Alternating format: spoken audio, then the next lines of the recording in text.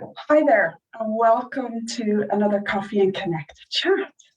This morning, I am talking about coping with cancer.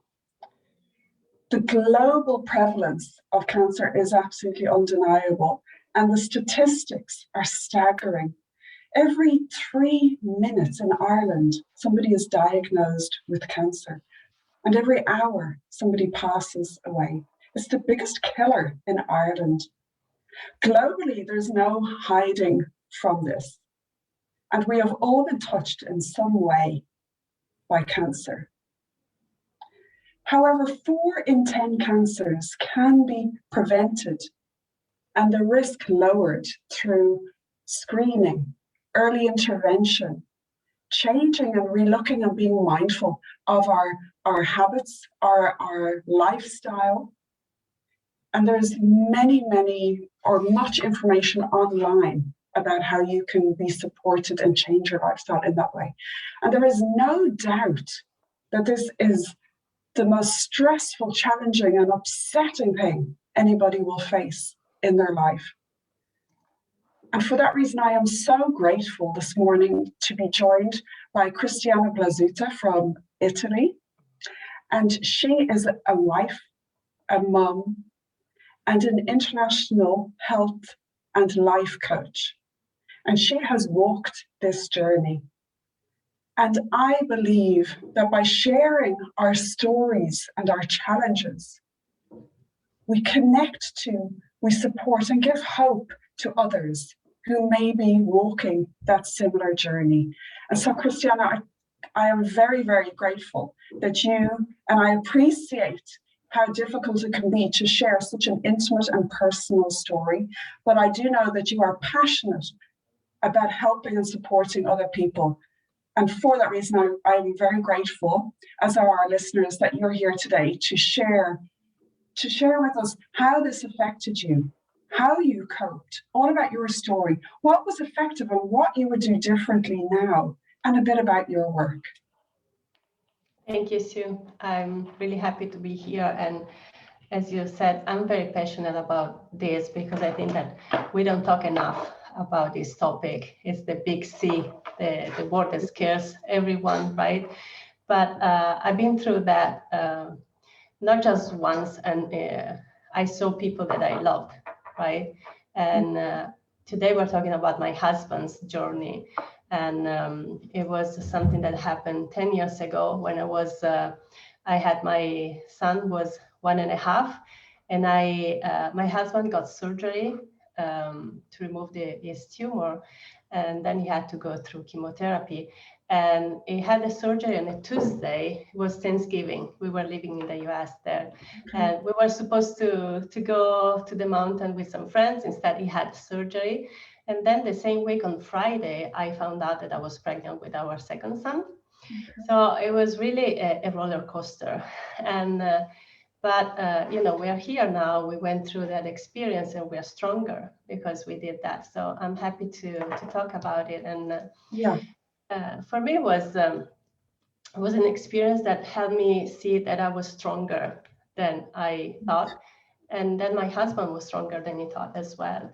And of course, when they say it is cancer, the first reaction is like, this is a nightmare. I don't want to go through this, right? And especially it's super difficult for the person that goes through treatment, but even being the caretaker, seeing your loved one going through chemotherapy, being attached to a machine for 10 hours straight every day, and seeing the after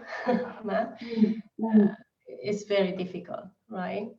But I think that we found that we could see this with a different perspective, with an empowered perspective. So I started coming up with ideas of that really help us go through this journey that became an adventure, an empowering adventure for both of us. And so I decided, let's give this cancer a name. Okay. He had his cancer was big like a orange, 6 centimeters, so it was really big. And I decided to call it Camillo. I gave it a name. Okay. And then we brought joy, you know, as much as you can bring joy, but high vibration. So I was really focused on making the experience less difficult for my husband and for me too, because I thought it's not easy to see your loved one going through that. But then I decided that every week of completion, he had to go through weeks of chemotherapy. Yeah. I would give him a treat. So it was one treat a week. And this was really exciting for him too, because he was, okay, I'm done with this week, and I get a prize. And so later he told me that this was really something that changed things for him. And so bringing more positivity, I know that it was lucky. I mean, I know that many people don't get that lucky, but I also think that the attitude, how you approach something that you cannot really have control over, like this pandemic right now, we cannot have control over it, right? But if we focus on the things that we can control, and I think that I got this from this experience, I need to focus on the things that I can control. And this gives you a sense of I can do something, right? Yeah.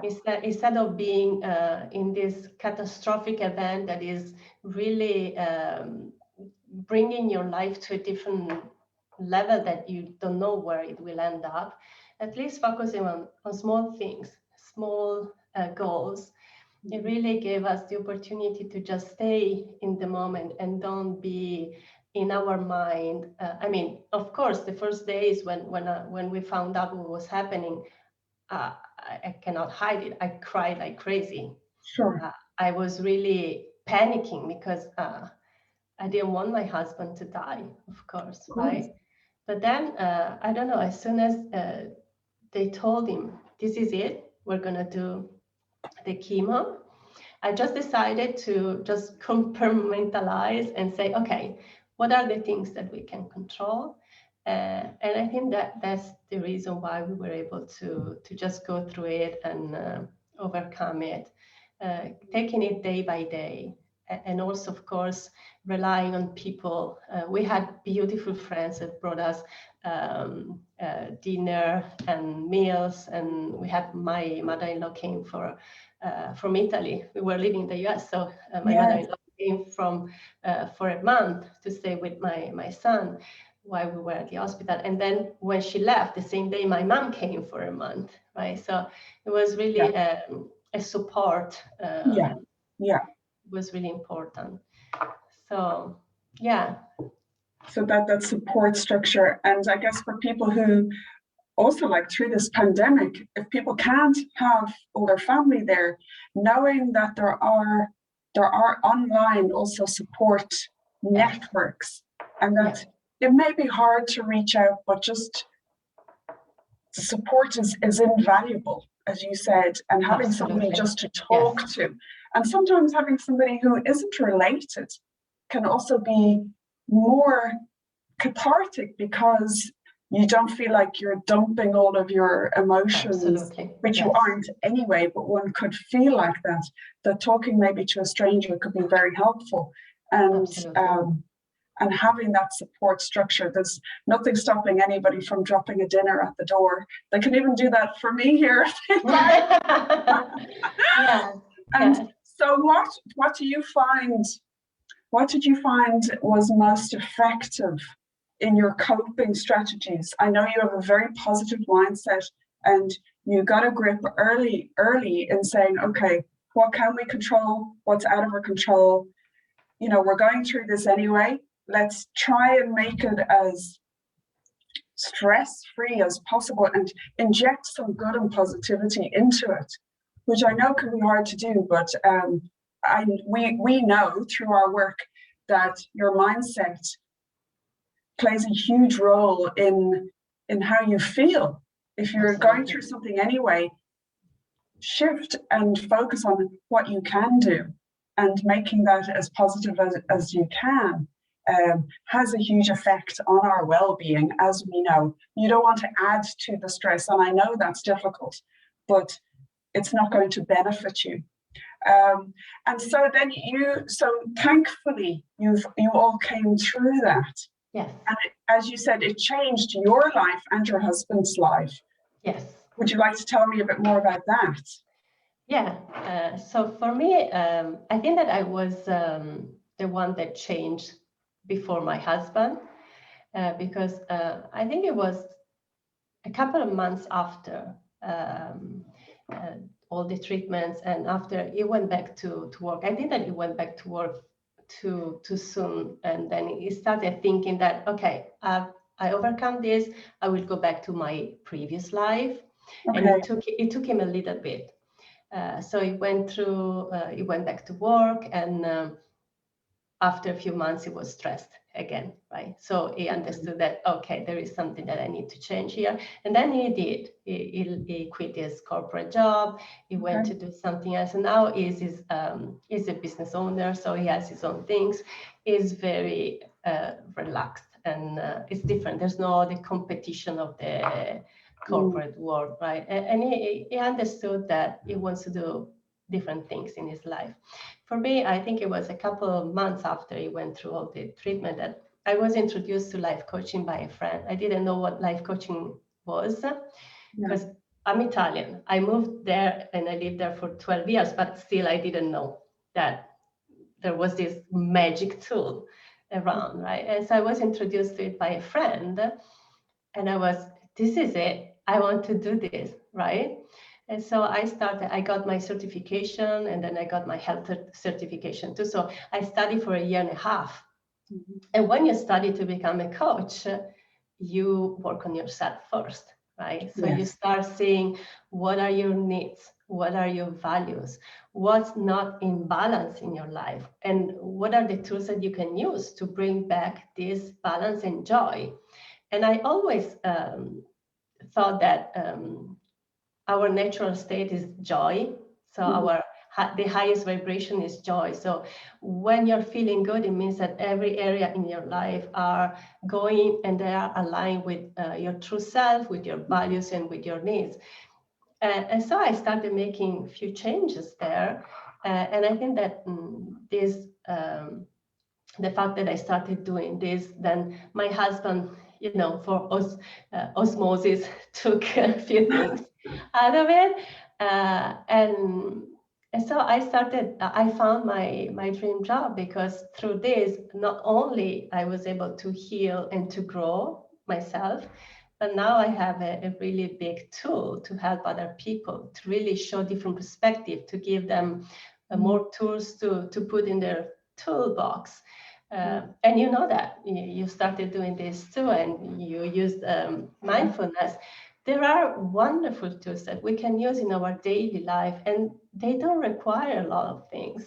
You just need maybe 5 minutes of, we talk about how your thoughts create your reality, right? You just go and do a check of your thoughts, especially right now. We are all in this situation. It can be really difficult and exhausting, and I'm tired. I don't want to be at home anymore. But how can you create a different reality? So for instance, I just want to tell you this because I think it was fun. For Christmas, we had to stay at home. We normally go see either my mother-in-law and my mom, so we traveled, and my kids were really upset about it. So I decided to make up a stay vacation. So I told them, okay, today we're gonna go and come back to a beautiful place. So we went into the garden, and then we came back in the house, but the house became a castle. We call it Castello Banfi. So we decorated in different ways, and we decided that it was a different place.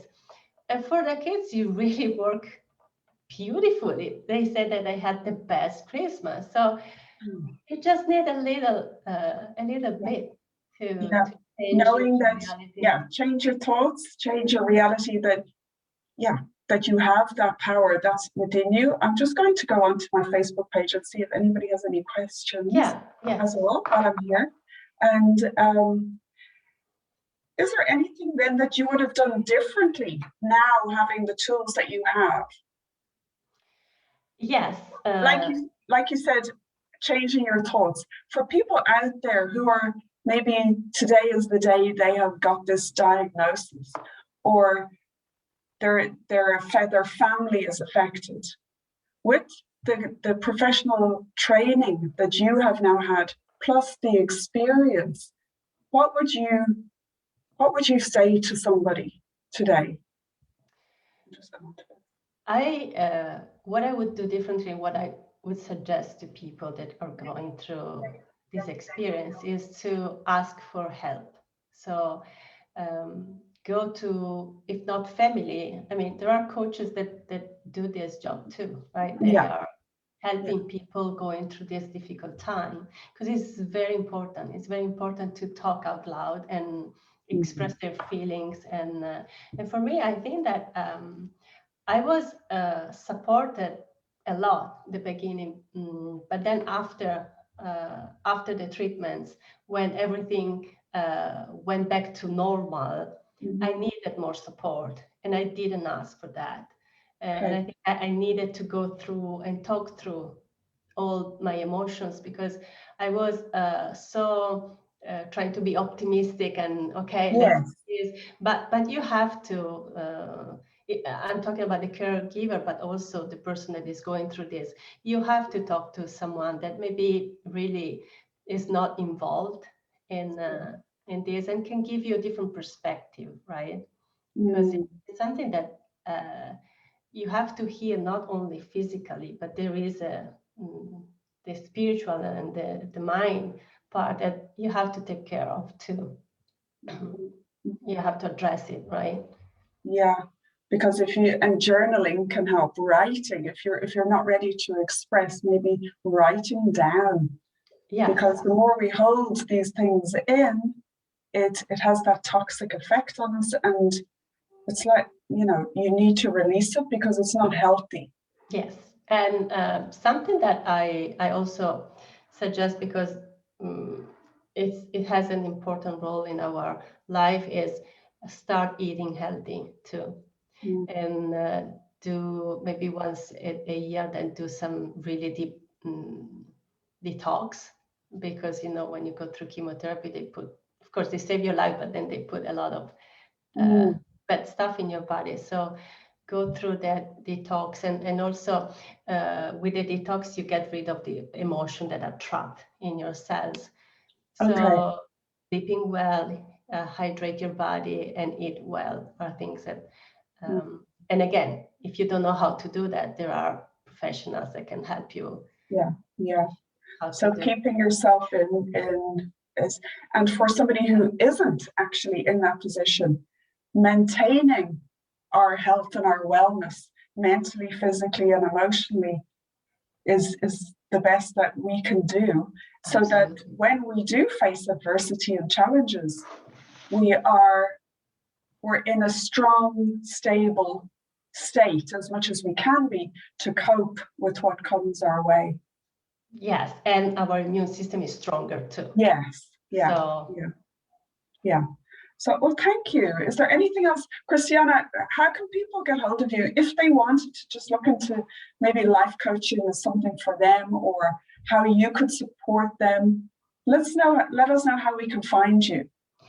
So first of all, my website is www.cristianablasutta.com, or I'm on Instagram, Cristiana Blasutta, or on LinkedIn. You can find me on LinkedIn. I'm more active on Instagram right now. So yeah, you can find me there, or you can send me an email. I can write my info.